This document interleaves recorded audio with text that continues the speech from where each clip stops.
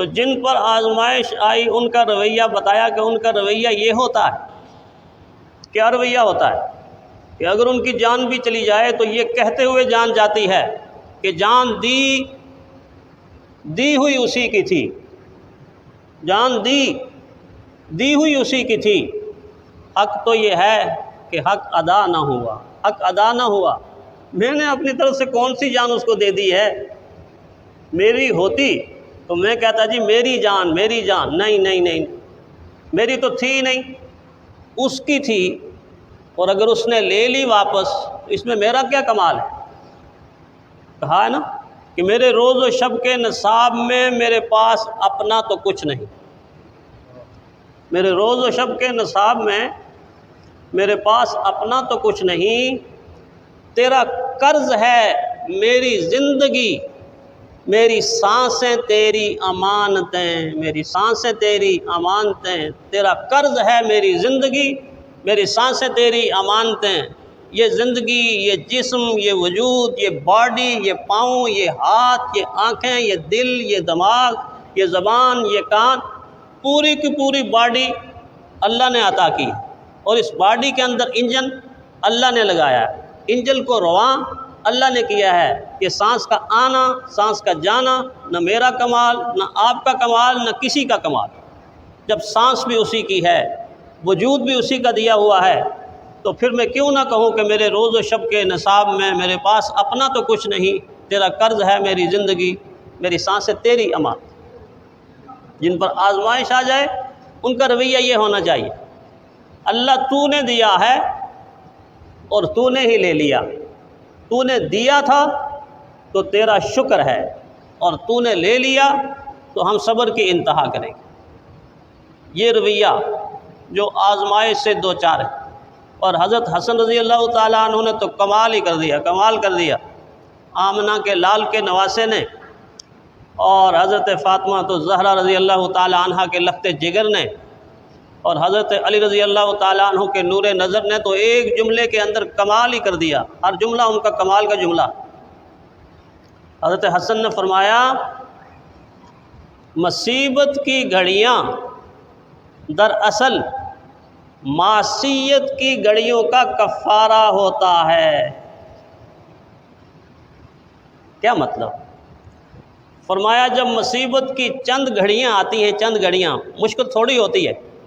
اب ہمارا ایسا تو نہیں ہے نا سارے کا سارا سال ہمارے سر میں درد ہو، کوئی ہوگا بہت مشکل، کہیں جا کے سر میں درد ہوتا ہے، پریشانی تو ہوتی ہے، لیکن وہ زندگی بھی تو ہم نے گزاری ہے کہ جب کبھی سر میں درد تھا ہی نہیں۔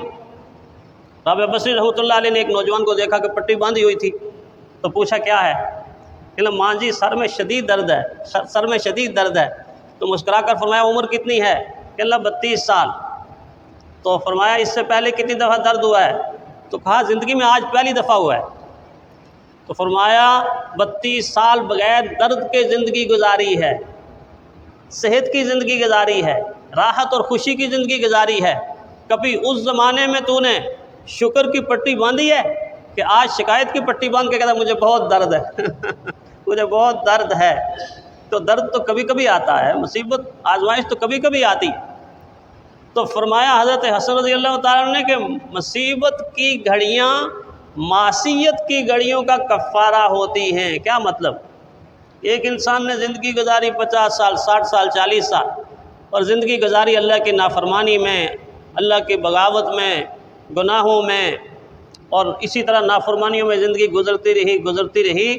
فرمایا اتنی زندگی معصیت میں گزار دی، اللہ تعالیٰ نے چند گھڑیاں مصیبت کی لا کر ساری کی ساری معصیت کو دھو کر پاک کر دیا، اس کو دھو کر پاک کر دیا۔ اس کو آج سیلاب والے ایسے ہیں کہ اللہ تعالیٰ نے ان کے ظاہر کو دھو دیا، کچھ کو دھو کے اپنے پاس بلا لیا، اور کچھ کو اس پانی سے دھو کر موقع دیا کہ زندگی میں جو کچھ ہوا تھا وہ دھل گیا ہے، نئی زندگی کا آغاز کر دو، نئی زندگی کی بنیاد رکھو، سچ کی زندگی اور محبت کی زندگی اور تقوی کی زندگی اور معرفت کی زندگی، اللہ سے پیار کی زندگی، شریعت کے مطابق والی زندگی، اللہ کے محبوب کی اتباع والی زندگی۔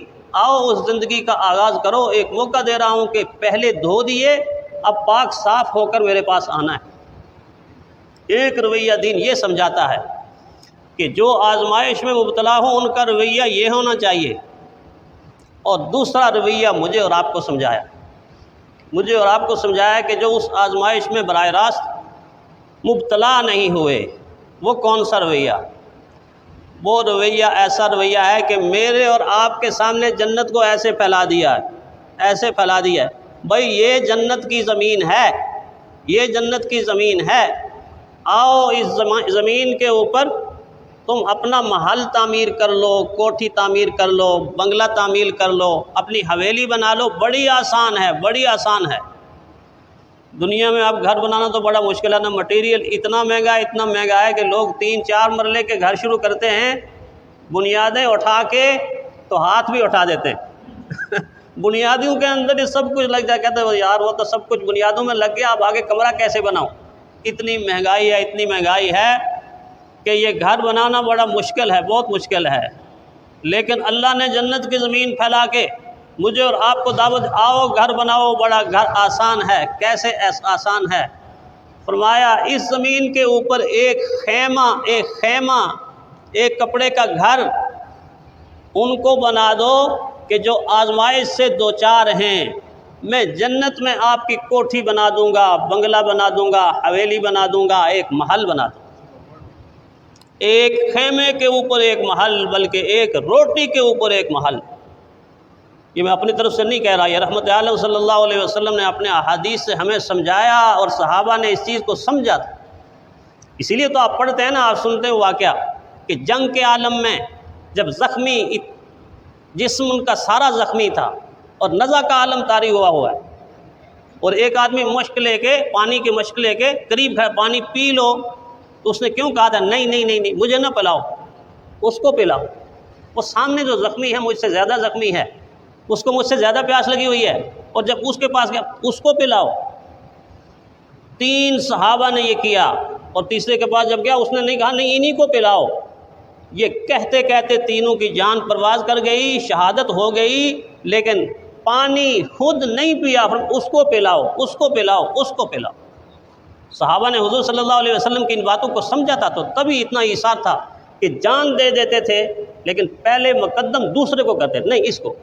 اللہ کا شکر ہے، اللہ کا لاکھ شکر ہے کہ 1450 سال کا زمانہ گزرنے کے بعد بھی آج آپ کی پاکستانی قوم کے اندر، آج اس امت کے اندر 1-2 نہیں، 10-20 نہیں، 1000 نہیں، لاکھوں لوگ ایسے موجود ہیں جو اپنے منہ کا لقمہ نکال کر ان لوگوں تک پہنچا رہے ہیں جو اس آزمائش سے دوچار، ان لوگوں تک پہنچا رہے ہیں جو اس آزمائش کا شکار ہے۔ بعض دفعہ ہم بیرا روی اور گناہوں کے انبار دیکھ کر لوگوں سے بڑے مایوس ہوتے ہیں، کس طرح یہ امت سنبھلے گی، کس طرح سنبھلے گی۔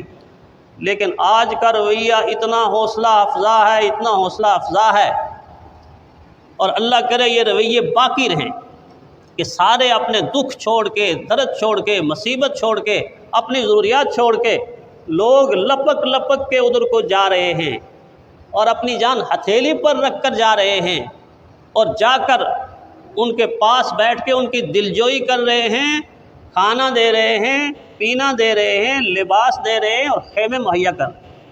ان کو پتہ ہے کہ یہ خیمہ نہیں ہے، یہ تو جنت کا گھر ہے،